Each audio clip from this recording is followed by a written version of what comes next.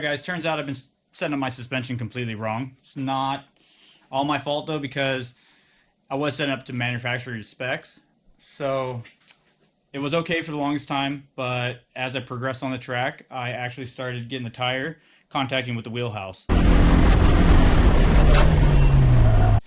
And that makes for an evil handling ride. So I'll go ahead and get this fender off to give you guys a better view of what's going on.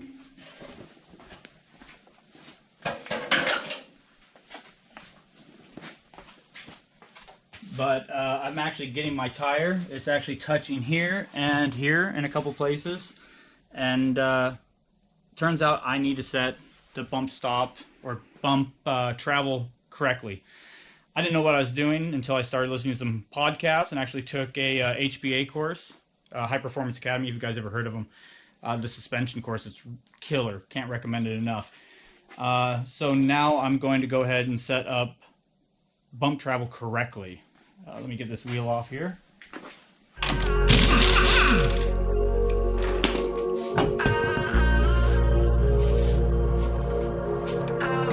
the brake line out of there.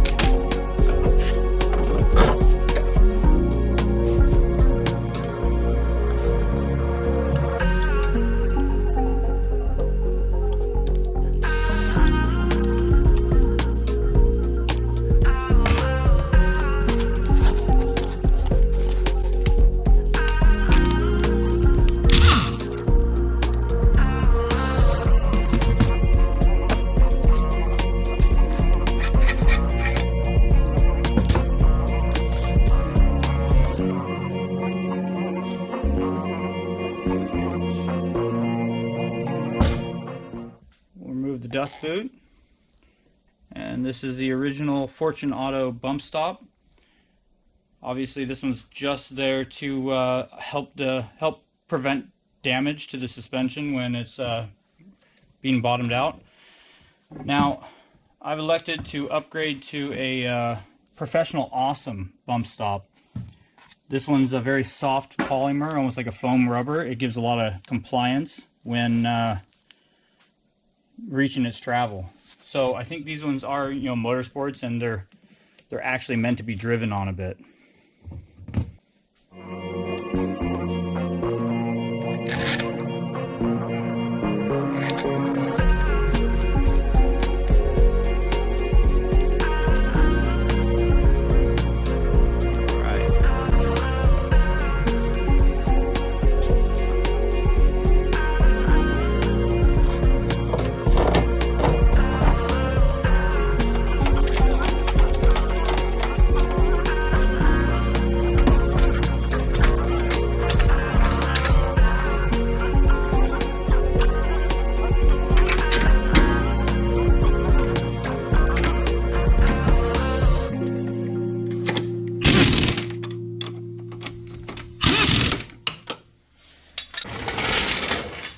Alright, all the suspension bushings are loose. Everything can move on its own. Sway bar is disconnected. So now we can put the wheel back on there and check our bump travel and see if we have anything contacting.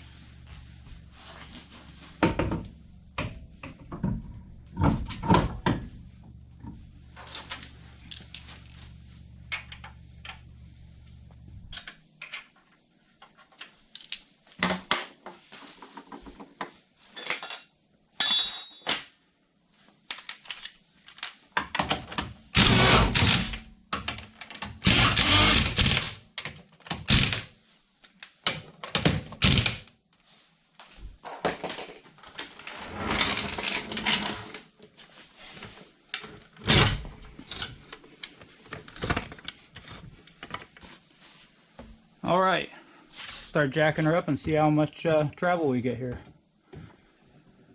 So as you can see right there, the bump stop is actually making contact, but because Professional Awesome made these awesome motorsports bump stops, they actually have a lot of flex, so they add almost like a linear spring rate until they actually bind up. Oh wait, there we go. Now she's contacting. So you can see, this thing just keeps compressing.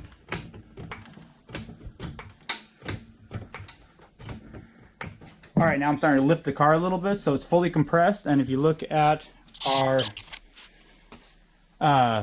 clearance, we're definitely not going to make any contact now. That worked out perfectly. So, yeah, I think I'm satisfied with bump travel right there. We're going to get this wheel off and put the helper spring on and whatnot.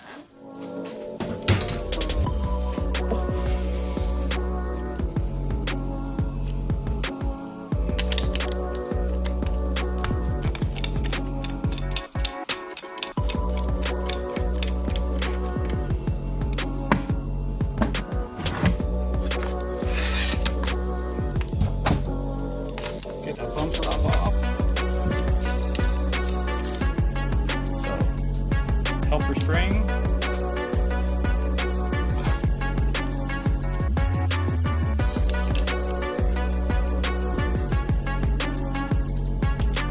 That spring back on.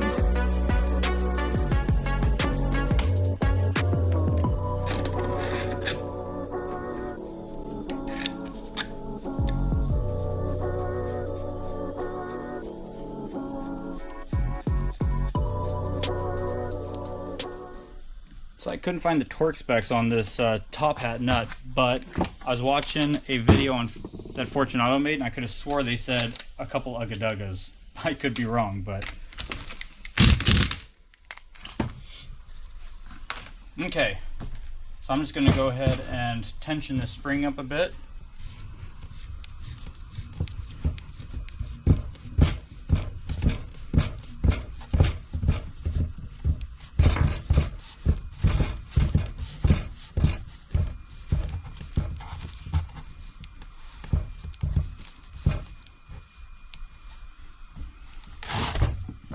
Tighten the locking collar here.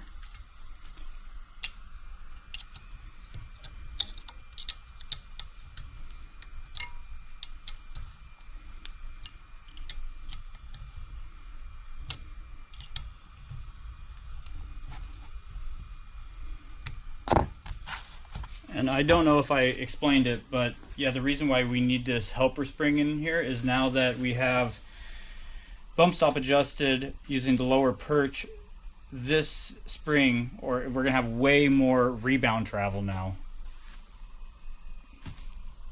Fuck me, I forgot the bump stop.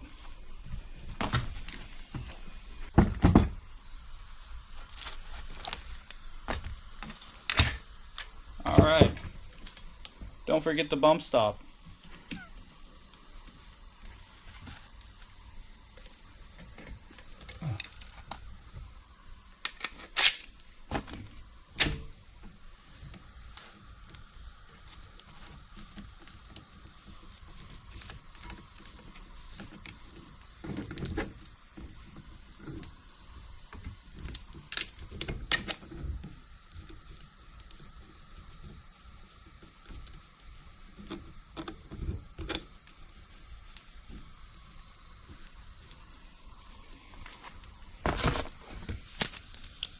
Now we'll ugga-dugga that back on.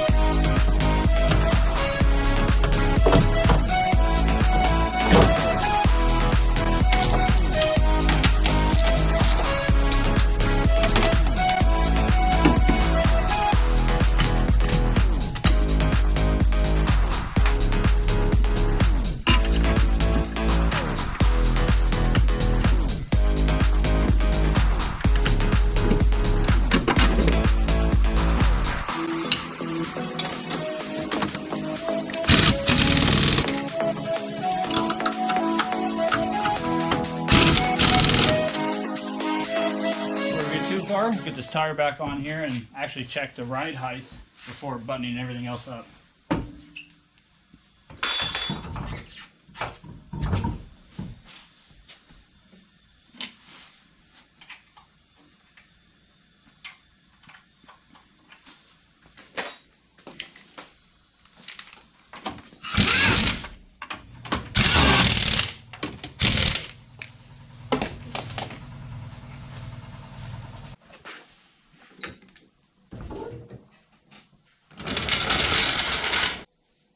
Alright guys, I'm pretty stoked to have the suspension set up better now with the correct bump travel. No more bottoming out and wicked handling going on track.